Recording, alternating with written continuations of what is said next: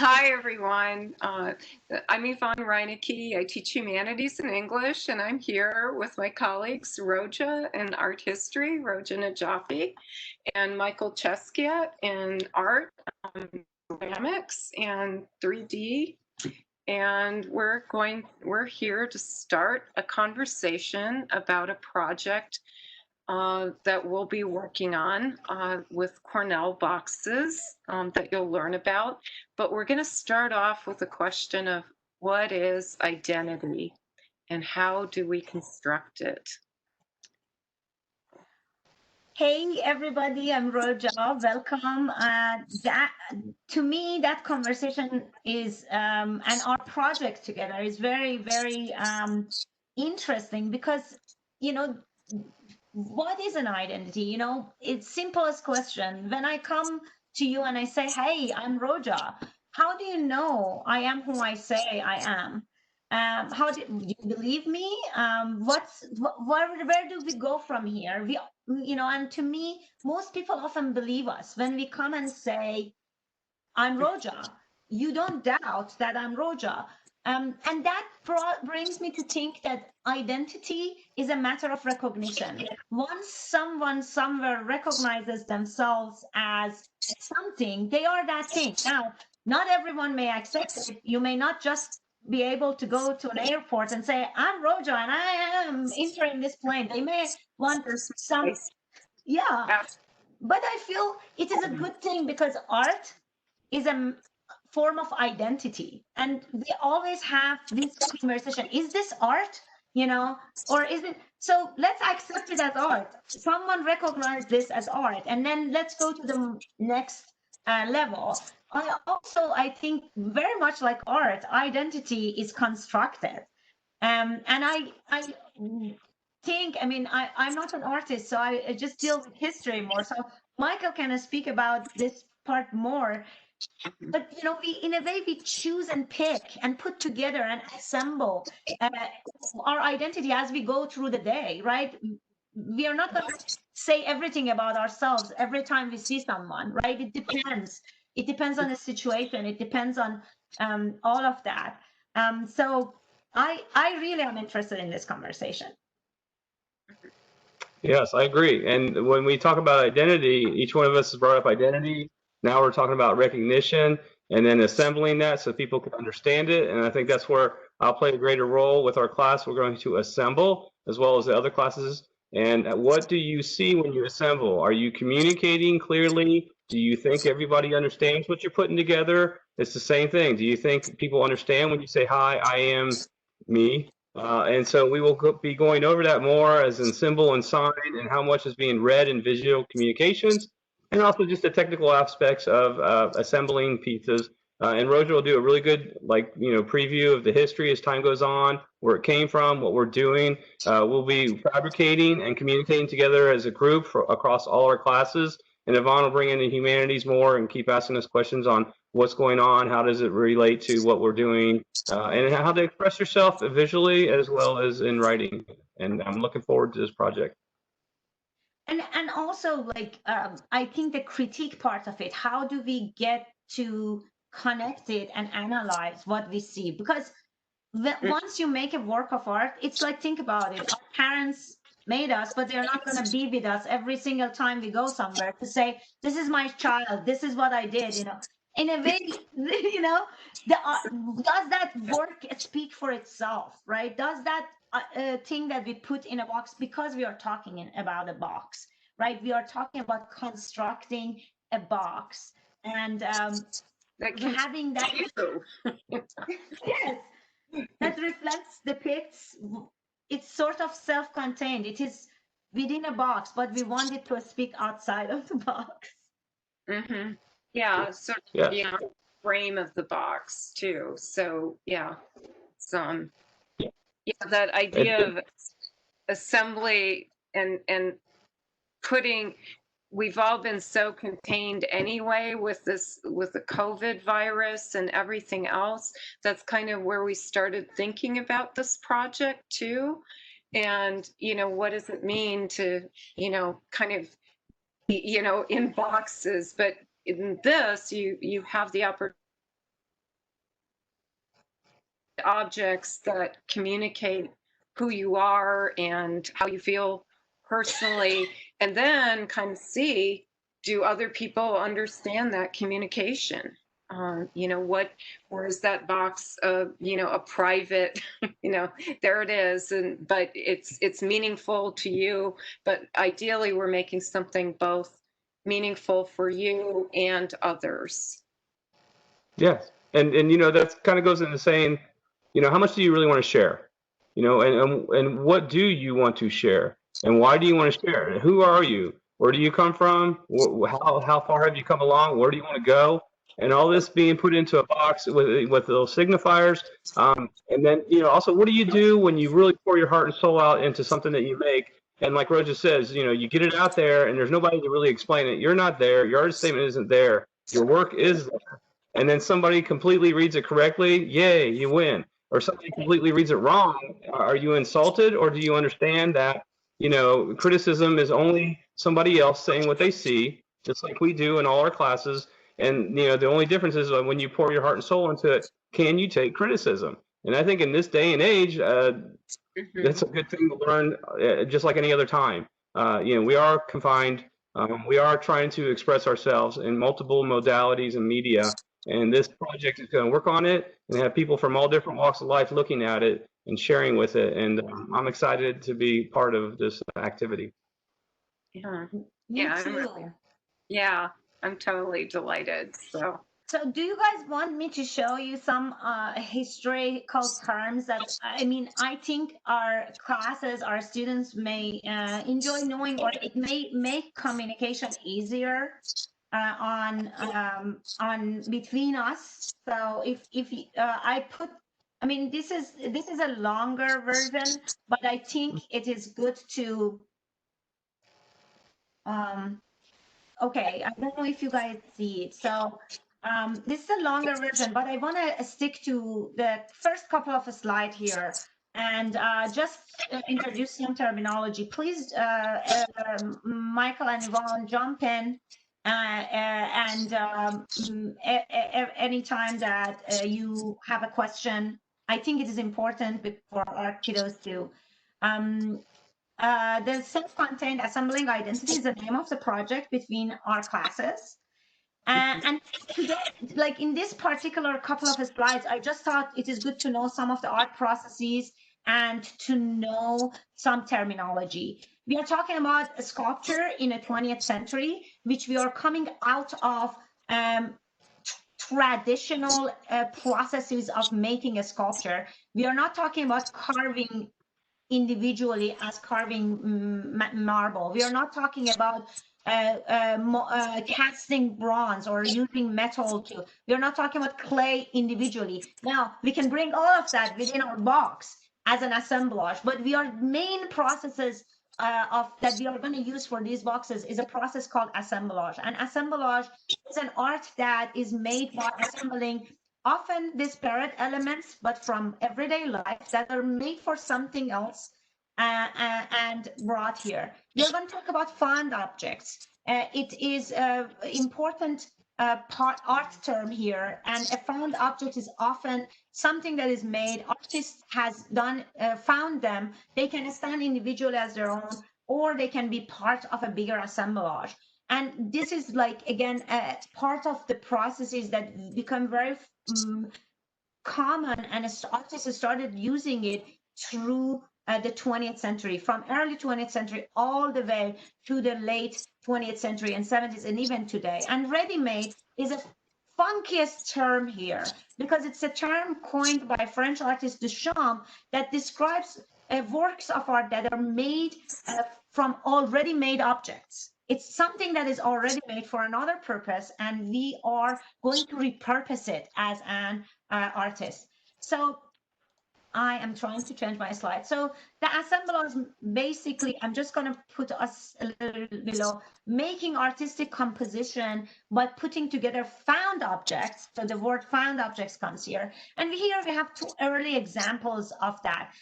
We have, by Pablo Picasso, a still life and he is using, tassels, wood, cutout pieces of wood, and paint, obviously. And then we have by Man Ray a Metro. metronome with an eye on it, assemble. And this is a cubist object, and this is a surrealist object, because it but both of them in a way make something extraordinary from something ordinary. And this is one of the earliest works of assemblage that we have.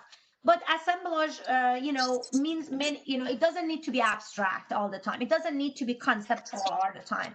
We have here one of the most famous assemblages in the history of art by Pablo Picasso, the bull's head, which is using a seat of a bicycle and handles of a bicycle to make an object that was a figure of a bull, which is a very dear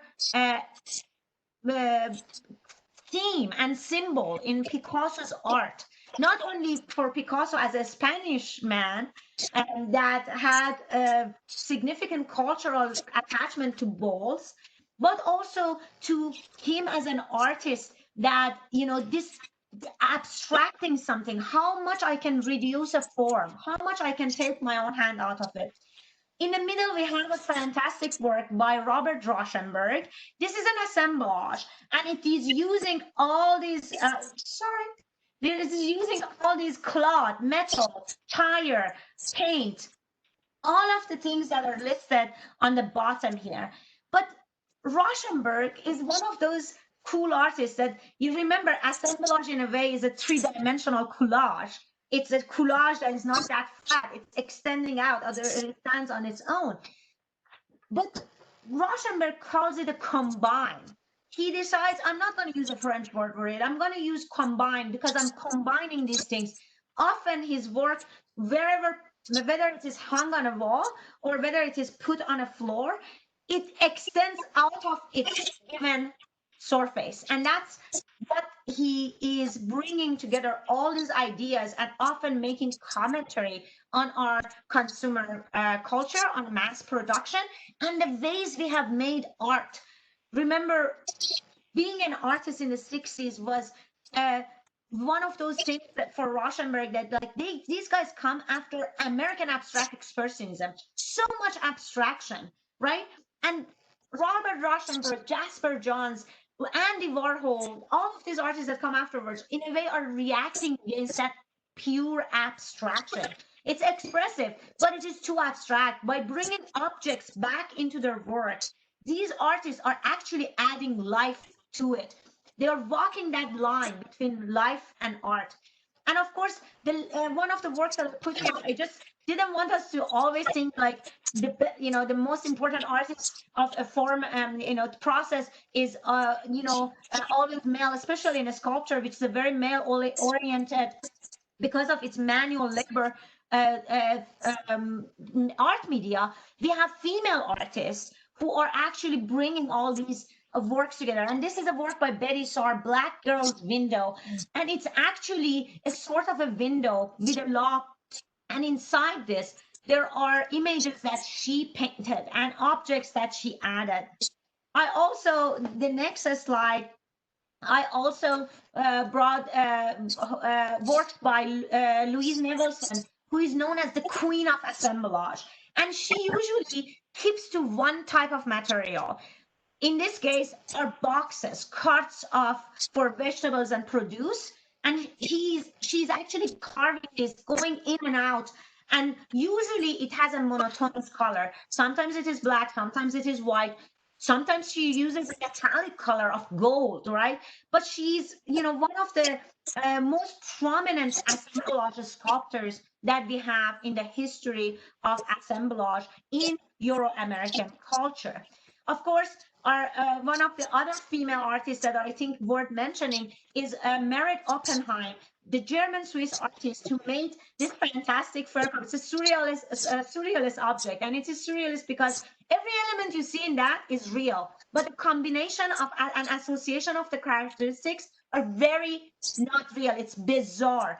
You know a cup, you know a saucer, you know a spoon for a tea, but fared, Covered in fair, this is bizarre. And that's what throws you out with surrealism. That's one of the elements that is really attractive to me, and I think to many of our students.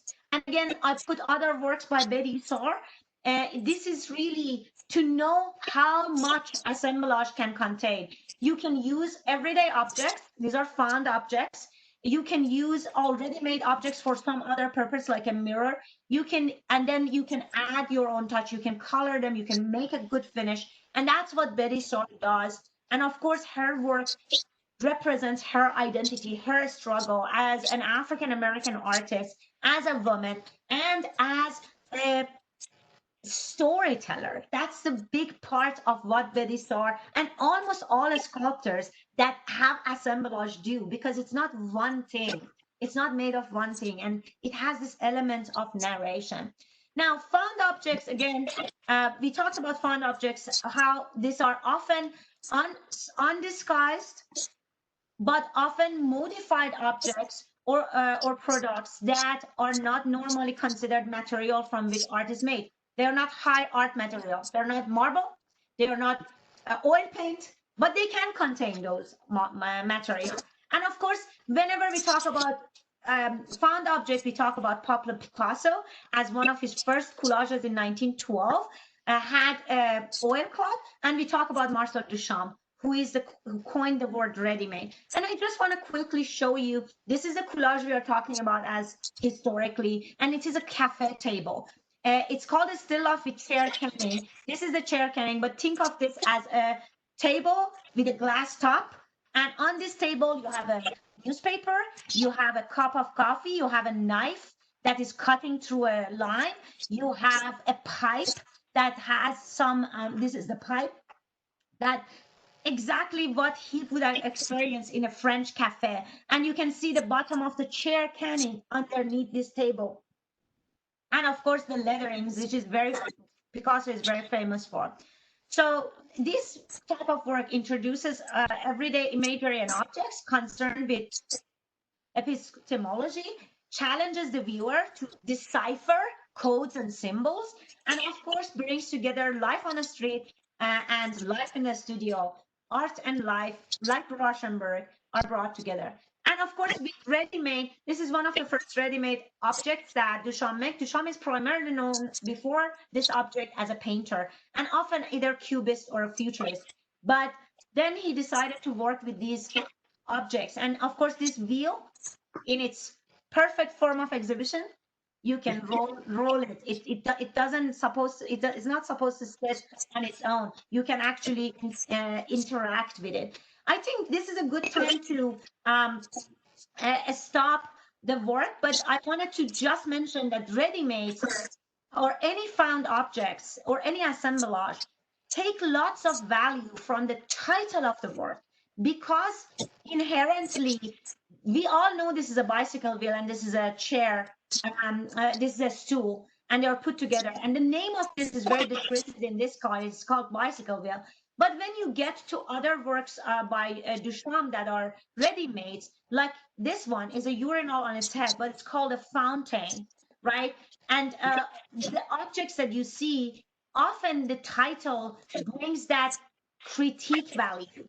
It tells a different story from what the object originally was made. Remember, an object that is already made for another purpose is being repurposed by the artist. I think this is a good place to stop the presentation and go back to our conversations. Do you guys, if you want to talk about Cornell, I can show the Cornell boxes later. Before we go to the Cornell box, what slides real quick? And I'll say when to stop. Right, Betty's.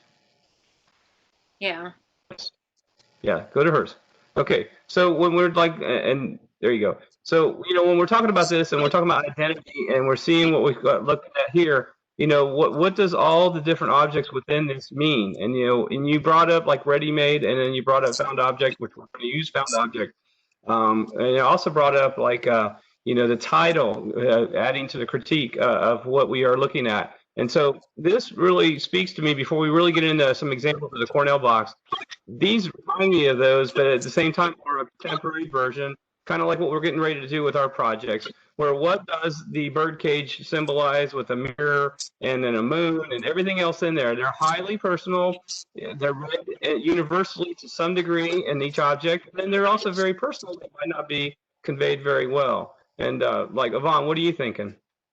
Oh, well, I was thinking actually about the Betty Sar too, and I guess the thing that I would emphasize with these boxes is we're talking about self-identity and objects and so forth, but really what you are is you're telling a story, and that the story is in the box in a sense, and the story is the box, or it is the bird cage there. So and you know, she has other boxes that or you know, sculpted boxes and so forth that deal with slavery, like people you know, like shackles in them and so forth. So there, you know, in such a tightly compressed space, to think about how much story about yourself that you can actually convey, it's really powerful when, you know, and how art can do that. And as, you know, you're constructing yourself, you're constructing your story, and you can see this, and there may be other interpretations of that, but there, you know, ultimately these artworks and your box is also a story. And These are the works of Betty Sora. I just wanted to mention that it's absolutely, you know, she challenges the symbology, like in this particular work, the symbology and what the icon stands for, right? With images in the back, with, you know, how the story of Rosa Parks, the story of the statue that was known as a symbol of a Black woman, how it has changed, right? And that's a very, you know, these are installation of her work, so it always has some images that shows the identity of, you know, Black women in the United States, you know, and the issues of slavery. These are they're for washing clothes. I yeah, forgot what they are called, like a grates. board. Yeah. Yeah, the board, and it shows actually women washing, and she's using that as, instead of a canvas, instead of a pedestal, the actual object that hold, you know, women to this type of labor. And it's very, and this is her in her studio. You can see she goes around and she's a collector of all these objects, right? One of the most fantastic artists in terms of bringing that symbology in. Mm-hmm. You know, look, and then thinking about like what we're going to do from a maker point of view, you know, what strikes me is like very liberating in this is, one, you don't need a master material. You know, you can find really interesting things. You have really interesting things. You want to share something about you, and that could be who you are, where you are, and where you're going. But one thing we got to acknowledge, and I think Betty's work really represents it very well because she's been around a while, and yet it's very in tune with what's going on a daily basis. It's like you are a product of your environment. Who you are, where you come from, race, gender, creed, the whole nine, it's all in there. And so, like, your identity is reflective of not just who you are into introverted state, but also like how you participate on a global social economic scale as well. And I think that would be, you know, something that we need to drive harder in this project. You know, the technical part of being able to do it, Rosa, you said it so clearly. This isn't about carving. This isn't about that. This is about found object, ready-made. It's almost liberating where anybody can come together with some things and communicate on a level unheard of. Because, I mean, you know, what's the old adage? A picture's worth 1,000 words. You know, images don't lie. You know, they are there, and they are up for misinterpretation, and I think that's where the whole critique part comes in. But when you really pour your heart and soul into something, and Betty's work just shows that time and time again, every time you see it, I've never seen one of her pieces that wasn't super powerful. And then, you know, here you got the Cornell boxes with the birds. So why don't you, you know, that when you were talking to us earlier about the birds, You know, I always saw them, and I just never put two and two together. I must have fell asleep during art history on the day that they talked about this. Well, the thing is, Cornell became artists became much more attracted to what Cornell does because it is so accessible. So it was more Yeah. in these times that we see that. Remember also, he wasn't an artist.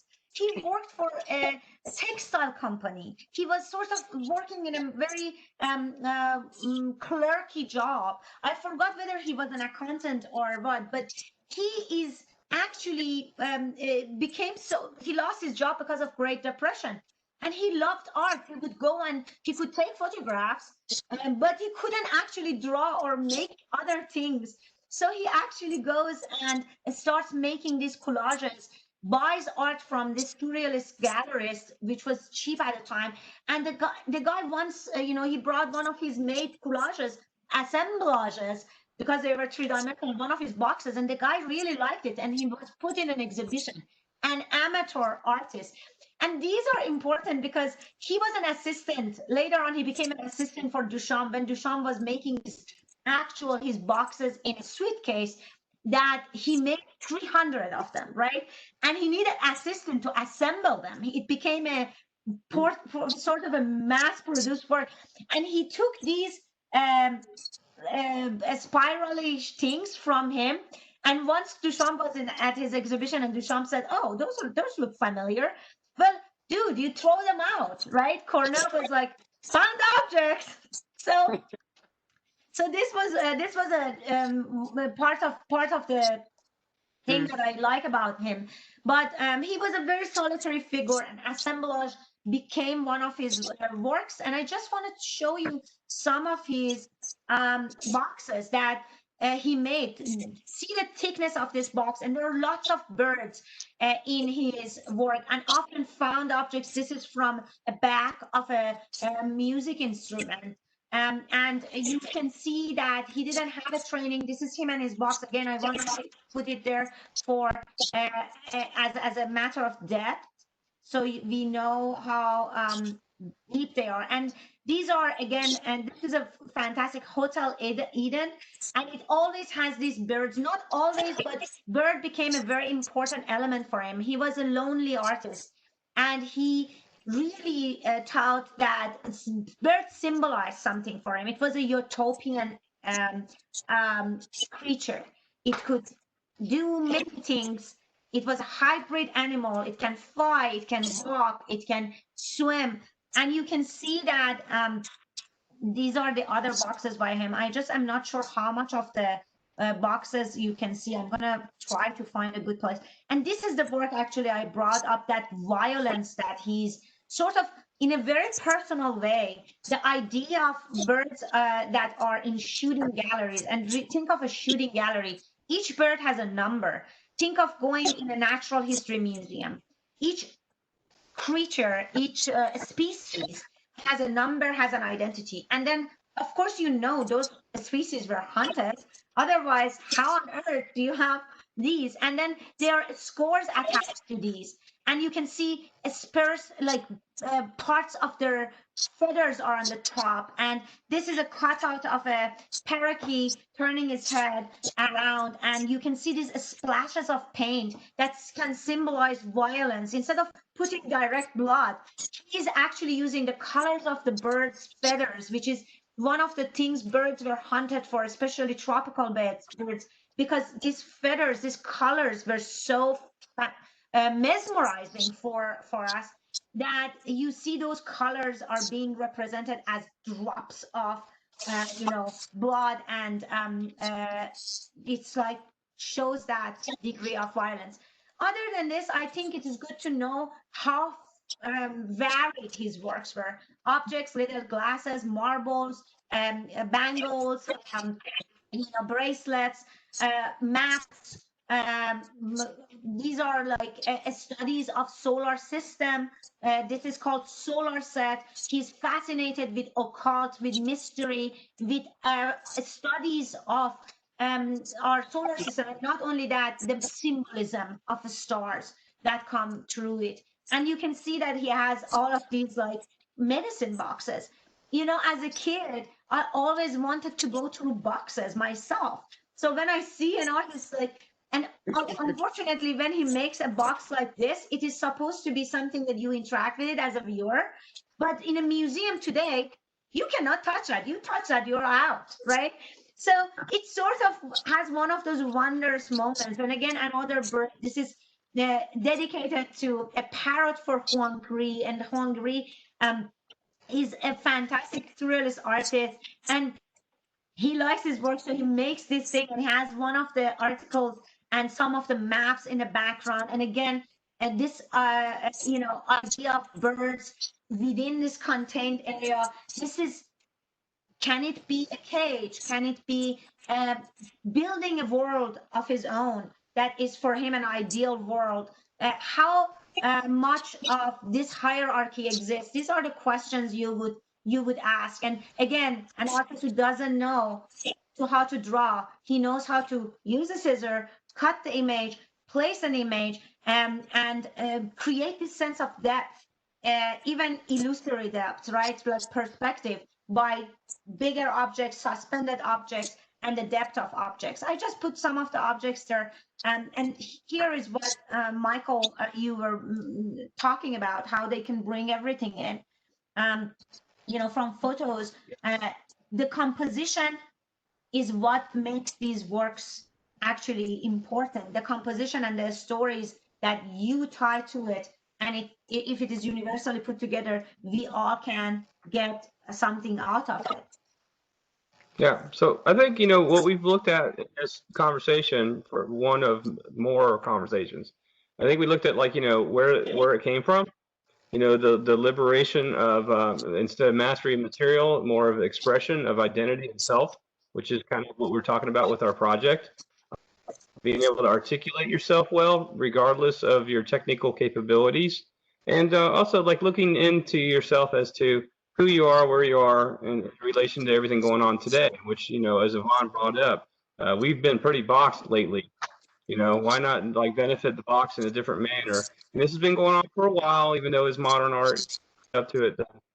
You know, there's no reason not to do well on this. And I think, like, as we close this conversation, I would just, you know, as we wrap up, I'll start by saying, you know, think about who you are, what you are, and where you are, and then start finding really cool stuff that somehow, you know, could be something that you like that you don't understand why you like it. Maybe that might be part of the major lesson that we learn here. Like, why do I like that?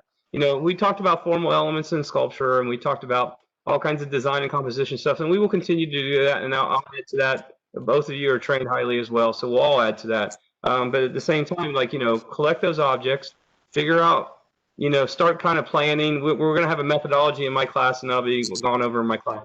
We will share everything in our shared Canvas shell, so you can navigate around. You can look at different things. We're going to have more than enough information for extra credit. That's always a good thing, and multiple activities that we can pick or choose, depending on how many are going to be required per class. And you know, this is a good start. This is something that really means a lot to the individual. And so please, and I want to say take this serious because of, like, academia or grades. Take this serious as in, like, find out something about yourself and be willing to share it. And put your guard down for a little while. Be willing to share it, and also be tough with some grit when somebody says something that was not what you were trying to communicate. You know, that is not a bad thing. You know, not always is, like, a misunderstanding is not a bad thing. Maybe that's going to give us a little bit more insight to what you haven't figured out yet about it as well.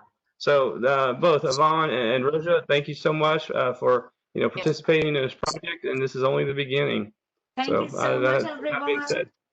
Yeah. Thank you so much, everyone. I look forward to seeing your visual poetry in form of objects. Yes.